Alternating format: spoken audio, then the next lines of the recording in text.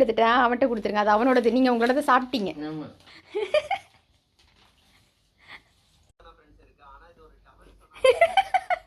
இல்லைம்மா, ஒரு அம்மா எடுத்தெல்லாம் இப்படியே சொல்லிடுறேன். ஒரு வீடியோ இருக்கும், அம்மாலாம் வீட்டுக்கு வந்தாங்கன்னா பொண்ணுங்க என்ன பண்ணுவாங்களாம், எல்லாம் சமைச்சு கொண்டு போய் கொடுப்பாங்க.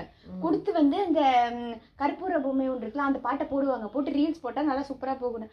அதனால தான் நான் வந்து எல்லாத்தையும் இருந்தாலும் இப்படி கொடுக்கக்கூடாது. ஒன்று ஒன்றா பாதியா கால்வாசியா இப்படி கொடுக்கக்கூடாதுப்பா. கொடுப்பாங்களா அக்ஷரா? ஹஸ்பண்ட் ஒய்ஃபுக்கு போயிட்டு அது மாதிரி கொடுத்துட்டு திருப்பி வாங்கிடுவேன். வீடியோ முழு எடுத்துட்டு வாங்கிடுவேன். இதுதான் ரியாலிட்டி. ஆனால் உங்களுக்கு செஞ்சு கொடுத்துறாள். நீங்கள் பட்ஜெட் தின்னு முடிச்சிட்டீங்க, அதனால் வீடியோ எடுக்க மறந்துட்டேன். அதனால் அவனோட தான் கொடுத்துட்டு திருப்பி வாங்கிட்டேன். என்ன நிலமை பாரு. இதுக்குதான் ஊரில் இருங்க போவேணான்னு சொன்னது இதுக்கு தானா? இப்போதான் தெரியுது. இல்லை, நைட்டுக்கு இட்லி சுடணும்.